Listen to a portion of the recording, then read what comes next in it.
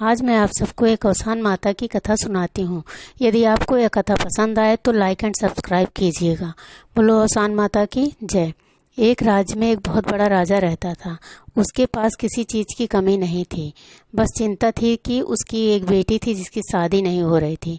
राजा जहाँ भी कहीं जिस भी नगर के राजा से बात करता शादी की, तो वहीं के लोग मना कर देते कि आपकी बेटी के सुहाग दोष है। यह कहकर कोई शादी के लिए तैयार ही नहीं होता। तो राजा दिन ब दिन चिंता में ग्रसित होता जा रहा था। एक दिन मंत्रियों ने कहा कि आप कहें तो काशी के एक बहुत बड़े विद्वान पंडित को बुलाया जाए, और वह जो है कुंडली देकर कोई न कोई उपाय ज़रूर बताएंगे। तो राजा ने कहा ठीक है, बुला लो। और पंडित को बुलाया गया। उन्हें राजकुमारी की कुंडली भी दिखाई गई। तो पंडित ने कहा आपकी बेटी के भाग्य में तो सुहाग दोष है, पर यदि कोई धोबन अपना सुहाग दे दे इन्हें तो आपकी बेटी का सुहाग अमर हो जाएगा। तो यदि कोई धोबिन आप ढूंढ सके तो शादी तय कर लीजिए। यह सब सुनकर राजा बहुत खुश हुआ। वह भी अपने मंत्रियों को भेजा कि जाओ किसी धोबन से यह बात तय करके आओ कि वह अपने सुहाग दे दे राजकुमारी को।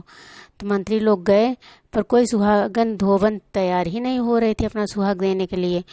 बहुत सा लालसा दिया गया कि तुम्हें ज़मीन दे दिया जाएगा, पैसे दे दिए जाएंगे ढेर सारे, पर धोबन कहती कोई भला अपना सुहाग थोड़ी दान देता है, मैं क्यों दूं?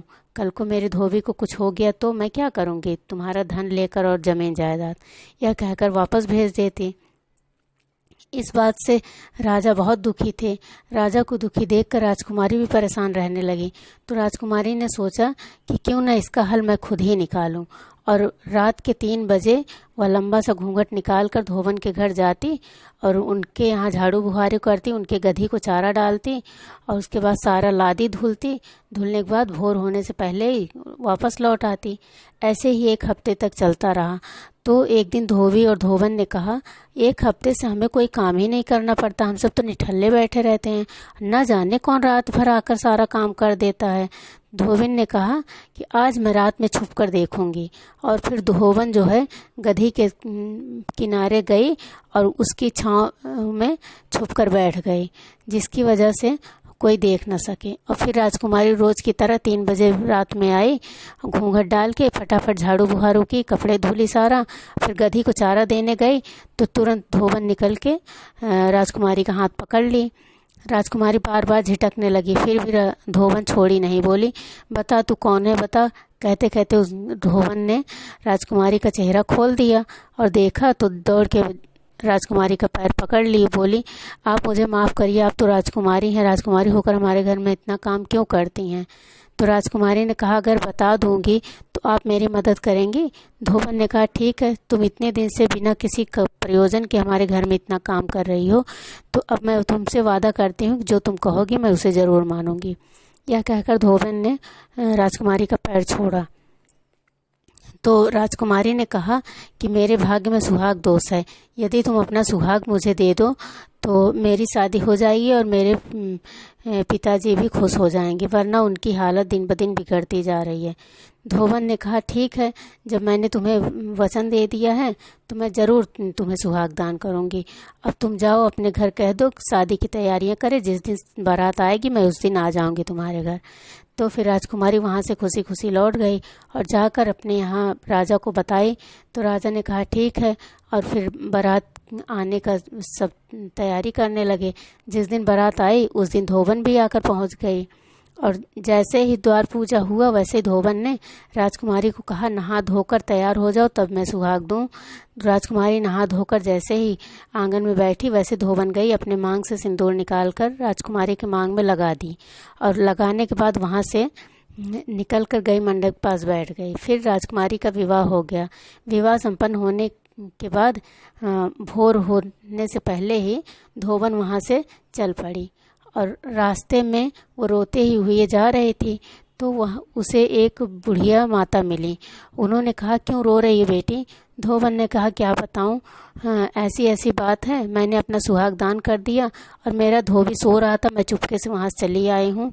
अब अगर उसे कुछ हो गया होगा तो मैं किसी को क्या जवाब दूंगी?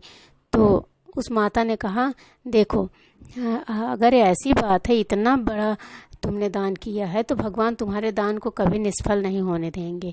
तुम एक काम करो, रास्ते में जो है 7 सुहागन ढूंढ लेना और सबको कह देना कि घर पे दुरदुरिया है, अभी नहा धोकर सब लोग चली आओ। और घर पे पहुँचते पहुँचते रास्ते से ही लाई और चना मिठाई ले लेना। तो धोबन ने कहा ठीक है। धोबन फिर रास्ते में सुहागिनों को न्योता देती हुई चली गई और घर पहुँची तो लाई मिठाई और चना रख कर लीप पोत कर सजाई, ढेलकियाँ ले आई, गौरी बनाई, फूल माला रखी, लोटे में जल भरा और फिर पूजा के स्थान पर बैठ गई। और जैसे ही सारी सुहागनें आई तो औसान माता की कथा शुरू की। उसके बाद सब से जो है औसान माता के नाम से भीख ली और बोली, हे औसान माता, मेरे धोबी को जिंदा कर दो। यह कहकर उसने जैसे ही सब किससे औसान माता की भीख ली और फिर माथा टेका। उसके बाद गई कि मैं अपने धोबी को औसान माता की लाई देकर आती हूँ। यह कह सोचकर जैसे ही वह धोबी के पास गई, देखी तो धोबी सो रहा है और आंखें मीचते हुए उठ के बैठा। बोला, इतना देर हो गया, आज तुमने मुझे जगाया क्यों नहीं? तो धोबन बोली, अरे औसान माता ने कहा था कि जब ये प्रसाद देना तभी जगाना धोबी को, इसलिए मैं तुम्हें जगाई नहीं। लो अब तो तुम ठीक ठाक हो, जाओ मुँह धुल लो और प्रसाद ले लो। फिर धोबी ने अपना मुँह धुला और प्रसाद लिया और औसान माता की महिमा का बखान करने लगी धोबन। फिर बोली, यदि किसी को भी कोई भी विपत्ति या दुख हो तो वह औसान माता का सुमिरन करके उनके नाम से दुरदुरिया चबवाए तो उसे ज़रूर ही लाभ होगा। बोलो औसान माता की जय।